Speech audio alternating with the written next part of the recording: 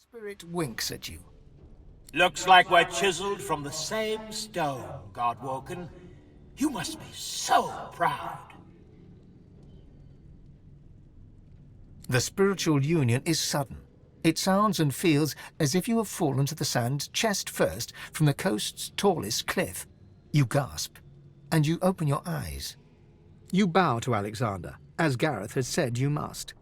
You rise, and the bishop's scepter points directly at you. Show me. He is the master. You are the obedient hound, and he wants to see your tricks. Alexander's cloak and coronet shine radiantly upon being blessed. His face, however, is numb. He waves you off without a word. He doesn't see your fists tighten. He doesn't see your jaw clench. He doesn't know that next time will be different. Your soul rejoins your body with the same force with which it left. I was fearless. They liked that. They claimed to seek a divine. What they wanted was a trained monkey. The spirit nods to you. Seems they found what they were looking for. They found you, monkey man. They found you. The spirit continues to stand by and scowl at the ransacked barracks. Damn it! That cheapskate owed me gold! Oh, Brent. How would I know? She and those whites she surrounds herself with don't announce their plans like town criers. You can be sure of one thing, though. The Paladins will never catch her scent. It was you who sent us the War Owl. Without you, the Black Ring-loving Magisters would still be in charge. I suppose you have earned the right to involve yourself in Paladin business. Just this once. All this is thanks to you, you know. If we hadn't found out what the Whites were doing in the Black Pits, we wouldn't have known that they had to be stopped. I am in your debt. The Lord Dread lies in the harbor, but the hammer isn't aboard. Nor is she among the piles of Magister bodies.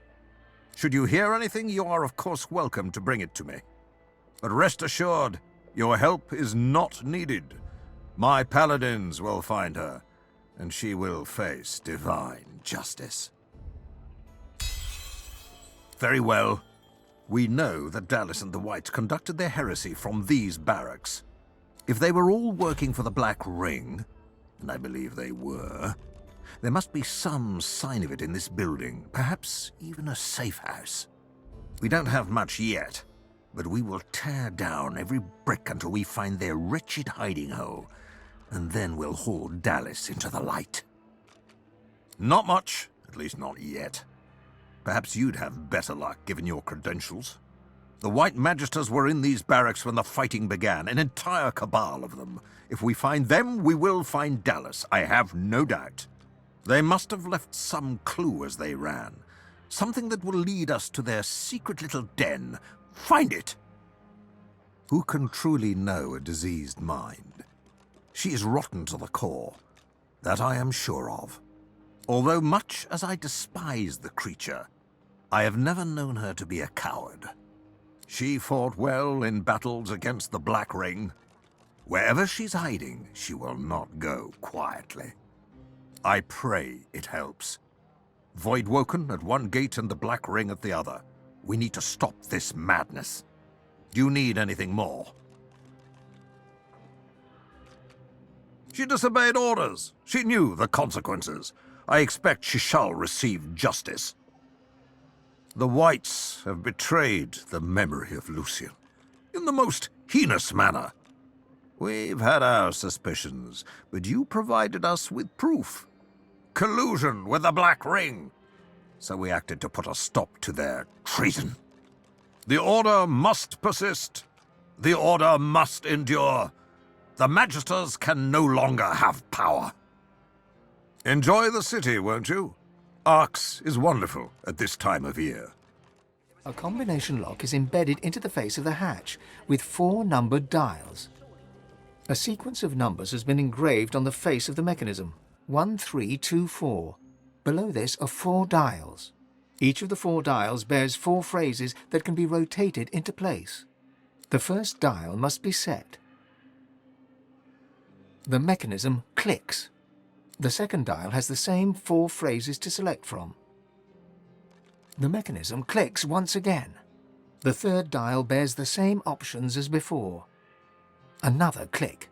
One last dial remains, with the same phrases as all the others. The final dial clicks. Then, deeper within the mechanism, the sound of gears turning and a bolt withdrawing. The hatch yields, clicking open. You are no Magister, no Paladin either. Resourceful of you to breach our inner circle. I'm sure Marwell must be fuming. Tell me, does Ark still stand? Lately I was investigating possible threats to Arks.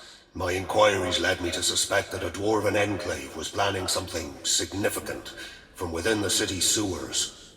They've long used the sewers for smuggling contraband, but something changed recently. They seemed nervous. More guards, more hidden chambers, more secrets. I fear that an attack against the city might be imminent. Good Queen Justinia seeking to take advantage of the disarray in the Order, perhaps. There was nothing of great importance, just some restricted goods. It's whatever else they have that concerns me. The dwarves ransacked a Divine Order ship recently. The Peacemaker. A vessel like that is commonly used for safely transporting shipments of death fog. If that's what they're hiding down there, then they must be stopped. What happened? I followed orders, that's what. Magister Raymond decreed that no white Magister should fall into captivity, no matter what. Better a quick poison than a sloppy thrust from the Paladin blade, anyway. The spirit offers you a wry smile. I'm in a poor position to keep tabs on the living. All I know is that Dallas arrived in the city with a sizable retinue of my white Magister brethren accompanying her. Magister Raymond may not be with us in person, but his orders were clear, and we obeyed to the letter.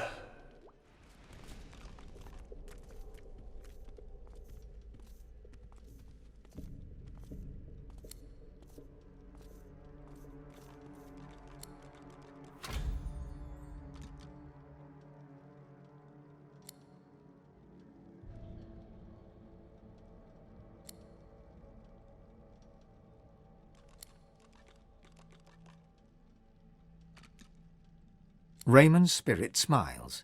The fanatical gleam in his eyes makes him look almost alive once more.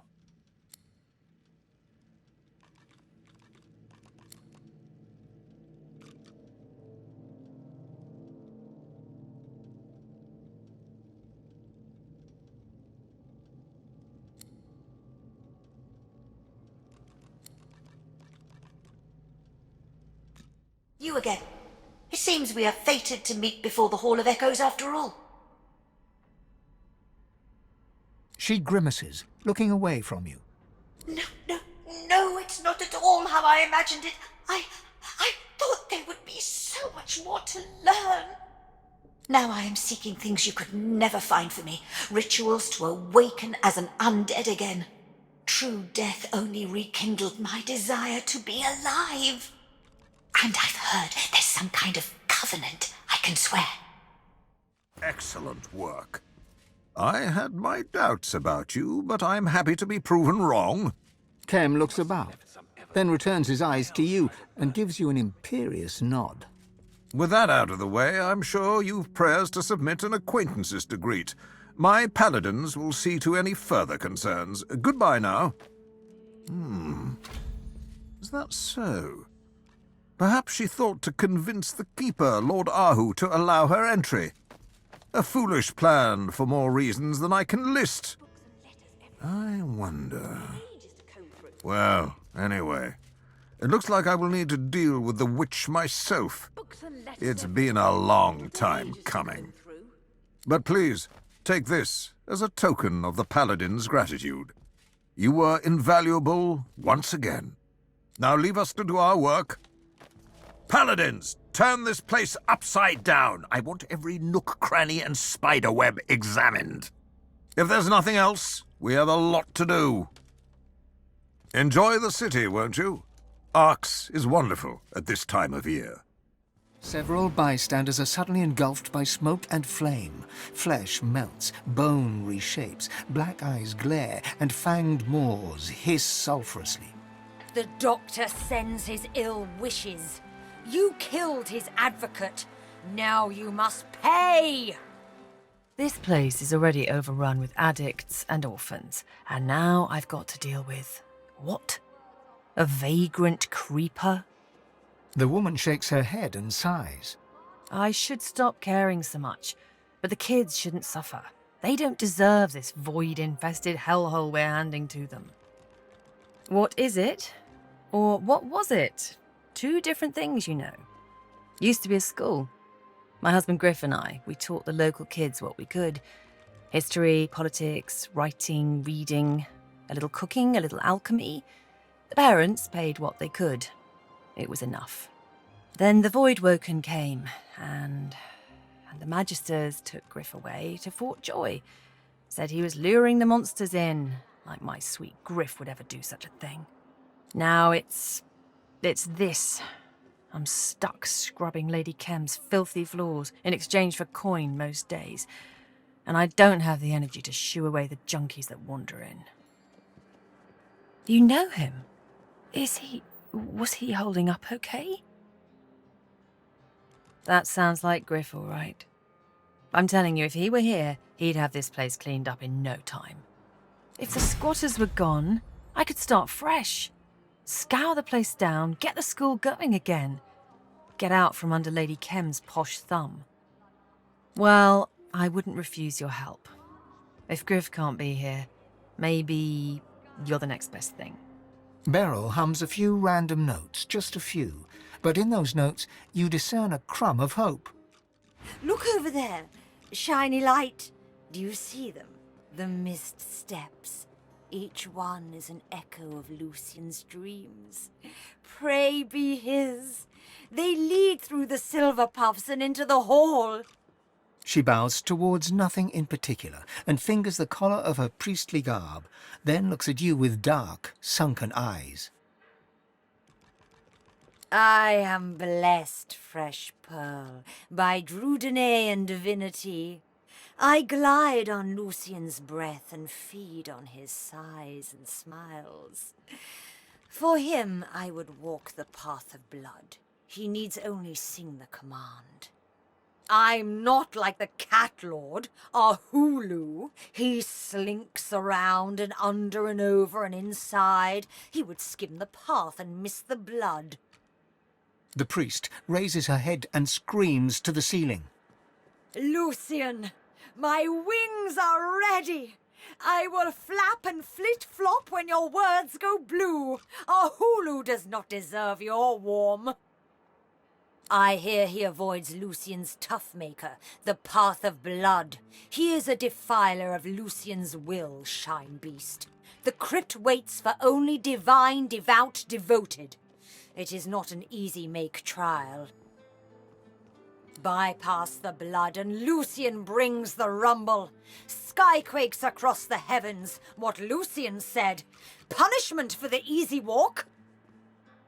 The priest waves her arms through the air, drawing your attention to these non-existent skyquakes. She traces a circle on the floor with her left foot, then shakes her head. You're stymied by the foot gesture, but the head shake is more than clear. Aye, yes. His voice. It makes the airdrops quiver. He waits there, and I will meet him. So, how's the eviction going? Is that... Wait, really? They're gone? That's good news. Maybe our hard work wasn't all for nothing then. Is there anything I can do to show my thanks?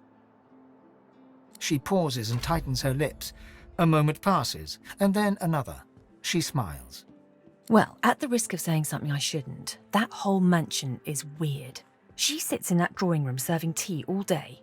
As for him, well, he doesn't even sleep in the same room as his wife.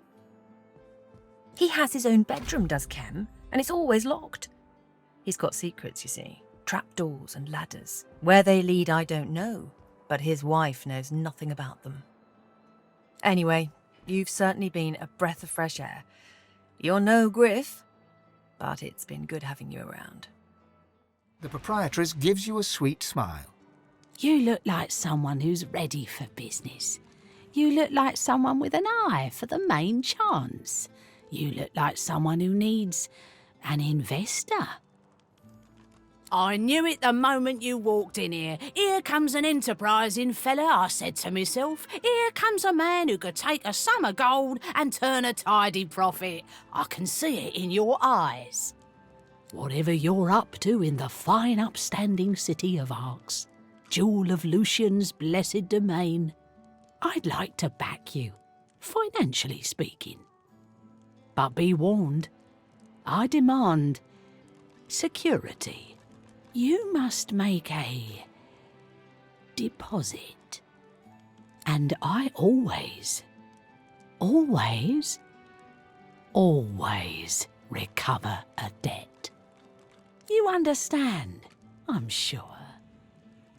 There you are. I've been looking for Losa. I suppose she can sense how close she is to him.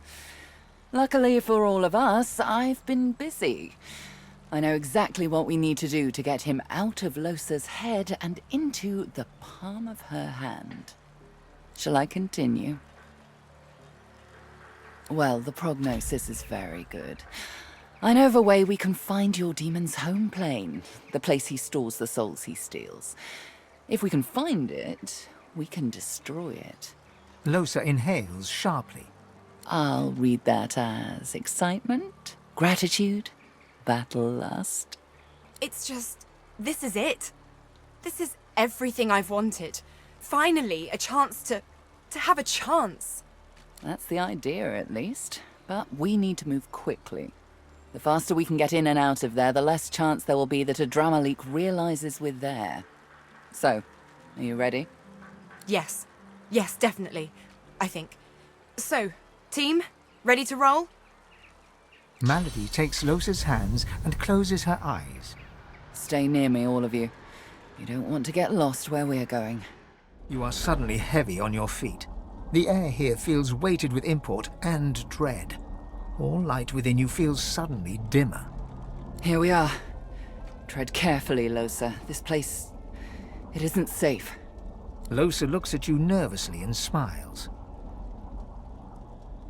I'm glad you're here. So, where should we start? That depends on what we find. We need to weaken your demon by freeing the souls he's trapped here. Exactly how he's storing them and what that will mean for us will be a surprise for both of us. I believe so, but we won't let that happen. You can say that again. The powerful ones do. Nothing they enjoy more than a private playground where no prying eyes can interfere with their fun. And before you ask, no, I don't have one. Even I have a modicum of decency. Deep, deep down. You can, but that would close the portal for good. It isn't nothing for me to bring us here. It takes a great sacrifice. Don't waste it. No wax pools at the candle's wick, though it grows brighter as you inspect it. A feeling comes over you. There's a soul within this flame, within the black wax that fuels it. Do you feel it, Losa? There's a soul within this candle. So, this is how your demon operates. He collects them here and feeds from them at his leisure. I feel it. It's the spirit of a woman. Prudence. The innkeeper in Driftwood. She made a deal with him, with her Dramalik, and now she'll be trapped here forever. If the demon is feeding from her, we need to snuff the candle out. This is how we'll weaken him. Snuff her out? But that's like killing her. If I do that, I'm no better than Adramalik. Please. He destroys people for the love of it. If we must do this, it's to save the thousands he'd feed on in future. That isn't true. I don't care about them. I mean, I do. But the only person I really care about is me. She hesitates for a moment, then turns away from you. She reaches out and pinches the wick, snuffing out the fire. There. It's done. Let's keep moving. Good idea. The candles glow with the light of the spirits housed by each. They reach toward Losa, eager to be heard. You know what you must do, Losa. There is no other way. 2 people. 2 souls. 2 souls just like me. You're right. I owe them that. I owe them at least that. She holds her hand to the flame and seems to go into a trance. 2 souls. So different. 2 souls bound together by the demon. One, a humble man, a father. The other, a killer. The first, he understands. He wants me to destroy Adramalik. He's willing to be destroyed himself. The second is full of anger, of fury. He doesn't want to be sent into the darkness. I have no choice.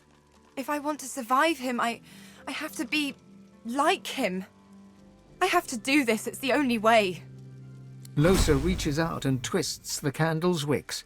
They smoke and die. You're getting the hang of this. Very good. I wasn't expecting this. The candles twinkle in the distance, each a life, each a soul. All these people. All these people, all these precious people. She stands silent, stock still. Malady suddenly grabs Losa's arm. She speaks through gritted teeth. We must stop him. This cannot continue. We can't let it. We need to free them, snuff them out. If Adramalik can't draw on their power, we'll be able to face him and finish him. But they're all like me. Every last one of them. How can I... I know it isn't easy, but we need to end them. Yes, they will vanish. They won't go onto the hall. They'll simply cease to be. But if we don't do this, there will be no stopping Adramalik. The sea of candles will grow larger. He won't stop. There is no slaying the demon while this place remains. We need to act. I know this isn't easy, but I'll help. Just say the word, and I'll summon a flood large enough to end this, all of this, once and for all. Losa looks out over the sea of candles for a long while, saying nothing. It's so quiet here. I don't feel him at all. Here we are, before the evidence of all his disgusting deeds, and my mind is clearer than it's been in a long time. It's funny, isn't it? How some pain is so big it just burns you clean from the inside out. It's almost like I could just step off the edge of this ledge and float away. There's nothing to me anymore. Nothing at all. Sorry. It's just so much. It's just so much. She takes your hand and looks out over the sea of souls once more. She leans against you, letting you support the smallest bit of her weight. Sometimes I think my fate was written from the beginning. I was never going to manage it. When someone that powerful wants something from you, they just take it. That's what they do. Only an idiot pretends they won't. She stiffens and stands upright, running her fingers through her hair. She smiles. Smirks, really. I guess that makes me an idiot. Malady, let's do it. With pleasure. Ah, perfect.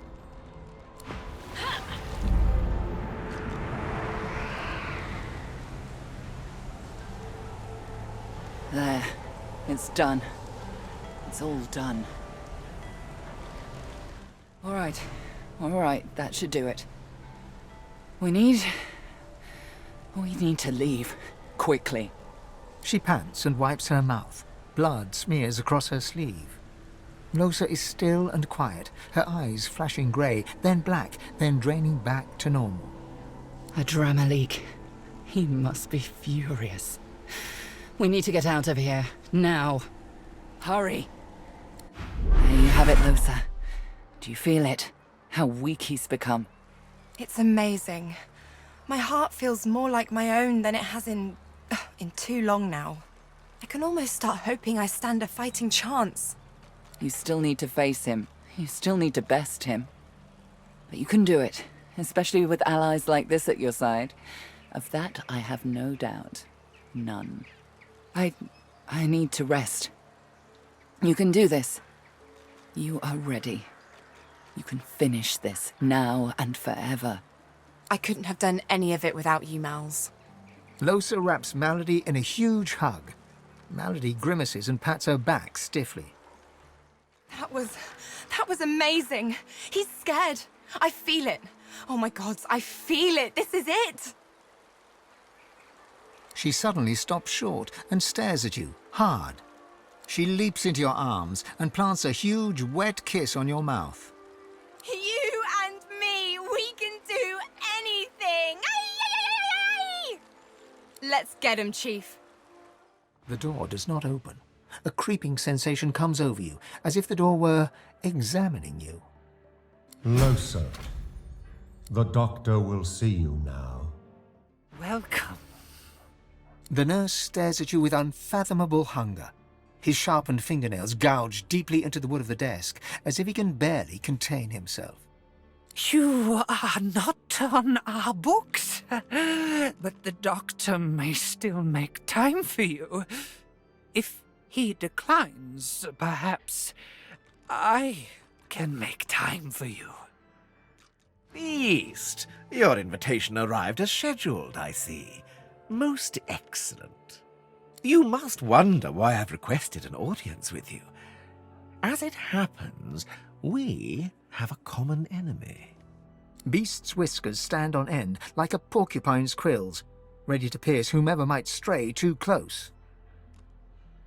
Ah, then you know we both would see Ispiel dead and the Black Ring scattered to the winds. Let us seal our partnership then, and put an end to the God King, Beast. Or is it Marcus? Beast's fearful rage consumes him. He unsheaths his weapon with a roar and charges towards the doctor, who grins at the sight, then takes a defensive stance. I don't bargain with the likes of you. Ah, how good of you to come. And you've brought my favorite person in the entire world. How are you, Losa, dear? It's odd seeing you here among my things, my practice. Usually it's me who visits you. He stumbles and coughs, then regains his composure. His eyes narrow malevolently. I understand you've been very, very, very busy. You're welcome in my home in this plane, Losa. But I don't remember inviting you to my little hideaway among the stars. Who do you think you are? I have to say, Adramalik, you don't look too good. He winces and recoils, then quickly regains his composure. Come, Losa. After all we've been through, you must know better than to test me like this. Maybe once, before I cut you off from your precious candles. Did it hurt when I snuffed them out? Did you feel the loss of each one as their power fell away from you? How does it feel, Adramalik, to be as small and powerless as you make the rest of us feel? Shut up! Shut up! Such disrespect. I'd be a bit friendlier if I were you. But then again, I guess it doesn't really matter, does it? I'm still going to destroy you. Stay away from me. Stay where you are. You should have stayed away from me.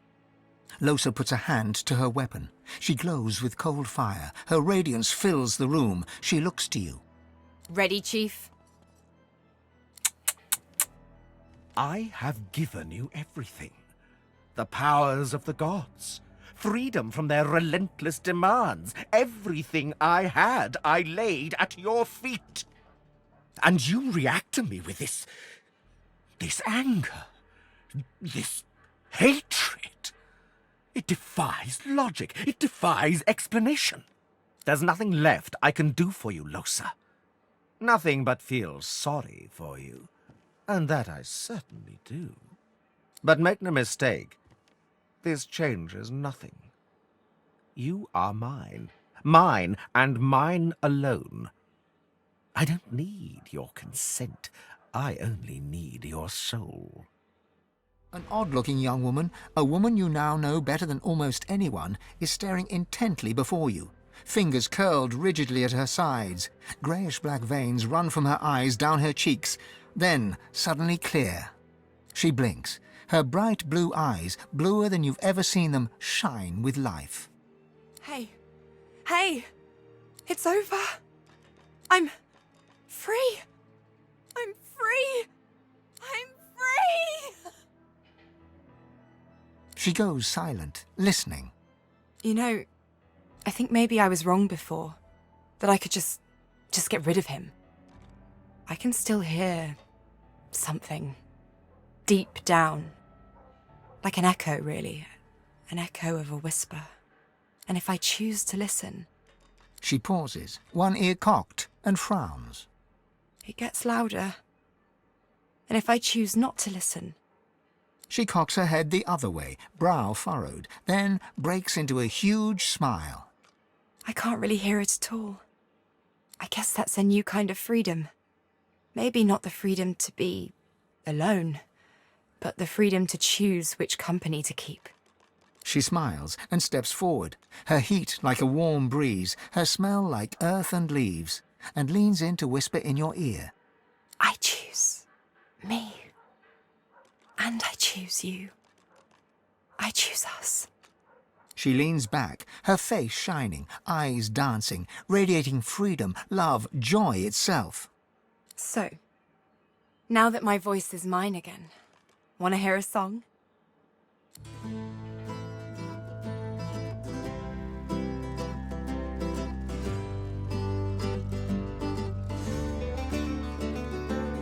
Come to me, the night is dark. Come to me, the night is long. Sing for me, I'll sing along. Sing for me, oh sing for me.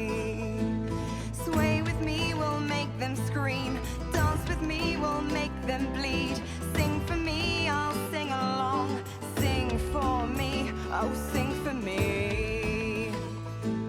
Listen, do you hear it? Listen, do you feel it? Listen, I'm calling you. Listen, you do know me. Listen, swing and roll me. Listen, I'm calling you.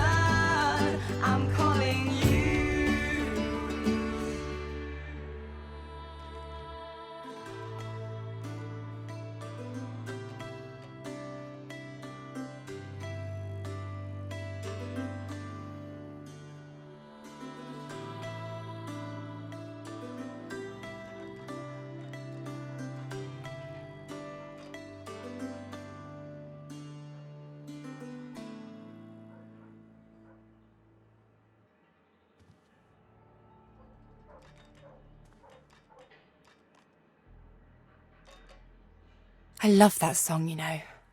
But I'm not even sure who wrote it. Maybe it was me. Maybe it was one of the voices. Maybe a bit of both. She smiles slyly, hums a little melody. Nothing you've heard before. I guess it's time to start on some new material. Now, onward. She stops short, mid-stride. Her eyes go wide. It's not... I see them all. Thousands of them. Thousands of planes. Thousands of demons. Millions of souls. Lost souls. So many trapped. So many doomed. Like I was. Like I was.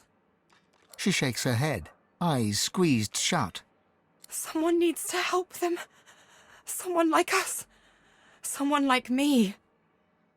What happened? The last thing I remember was hunting the doctor. He did this to me. But he's no more. I can feel his presence has extinguished. I am free. I was a demon hunter. I tried to hunt down the thing that lived in the doctor's skin, but I failed. He made me a slave, a vessel for one of his minions. The long nightmare is over. Now I can rest. Finally. Farewell. A spirit peers down at his own remains with morbid fascination. His ghostly form takes on a queasy shade of green. Well, it's not often you get to see yourself in this state, is it? He gestures to a small grey lump nestled within his open chest cavity. That's what did me in. Funny. Doesn't look like much. I was sick, and I wasn't going to get better. The doctor made me an offer. He'd pay me if he could study my body after I died. It was a lot of gold. I couldn't say no. I'm providing more for my family in death than I ever did while I was alive. Go figure. I'm dead. Praise dear Sandilius. The long nightmare is over at last. The doctor's presence lingers no more. He has been snuffed out. Good. Many have sought to kill the doctor. None have succeeded. I am one of those hunters who became prey. He possessed me, and forced me to do his bidding. The spirit smiles, then vanishes like a shadow chased away by the sun. The box hops and dances, as if an energetic toad lives within it. A large key protrudes from the side. Die, Isbiel! The swaying toy sports a grin so evil, it might have spawned from the void itself. But it's not the smile that disturbs you most. It's the ominous ticking of the mechanism beneath.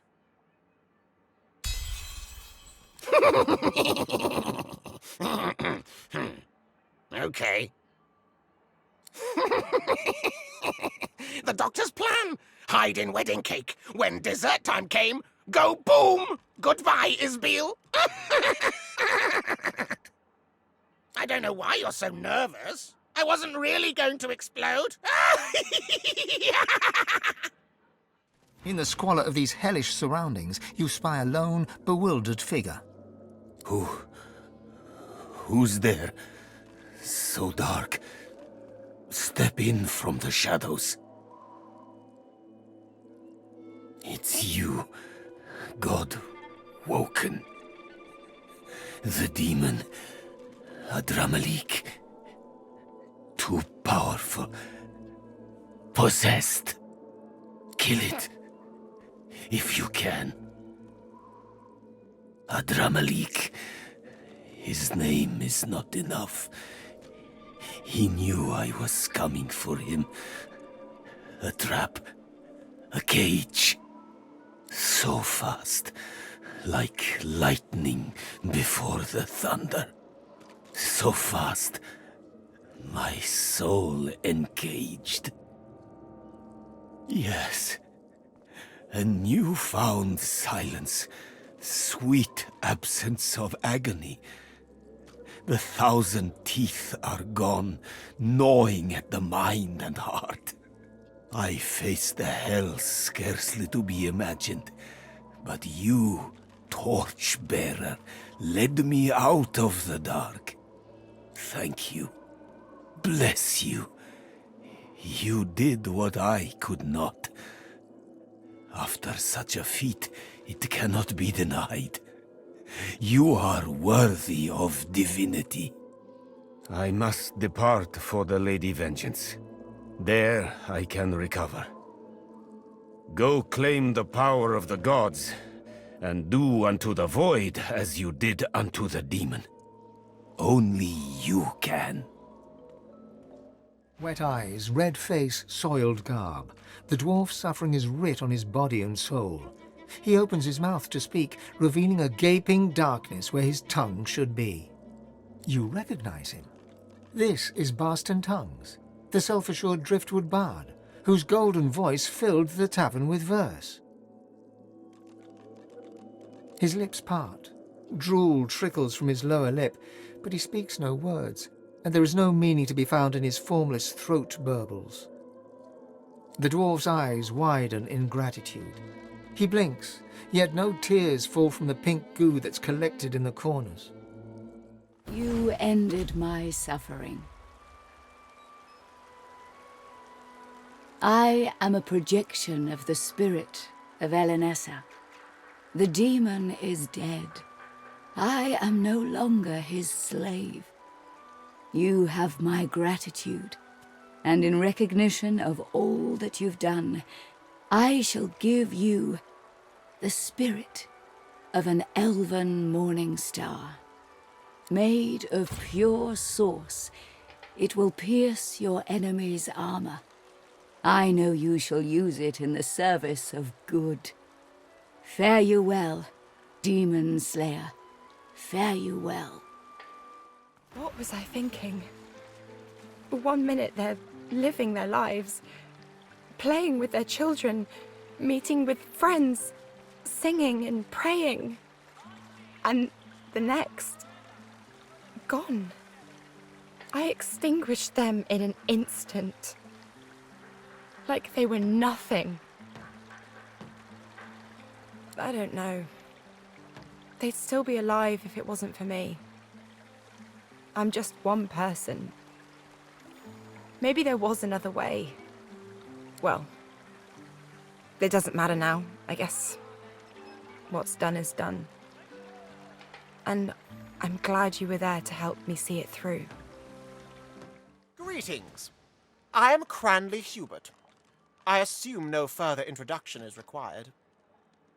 Oh, come now. Surely you've heard of my writing, or my work with the Historical Guild of Arcs? No? I think not. Perhaps I should show to you just how far below me you stand in intellect. Think of it as a lesson in humility. Let's see. 3 major houses govern the ancient empire. There's the House of Law, the House of War. Now, what's the third? Well, that was a rather straightforward one.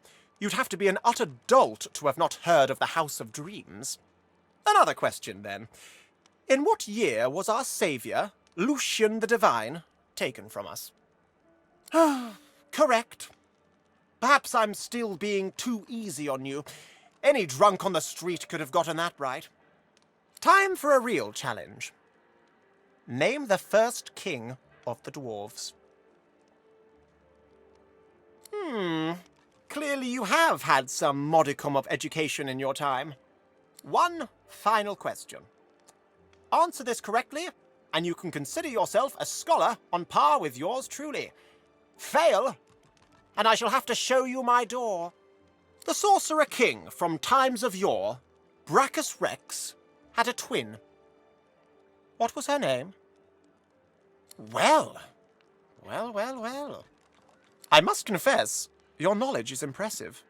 Please, allow me to invite you to join me in my private chambers for further intellectual discourse. Excellent. Please, come along. Quite simple, once you know the trick. You place a book onto the pile, and a hatch at the back of the fireplace is unlocked. Go on down. I'll be right behind you.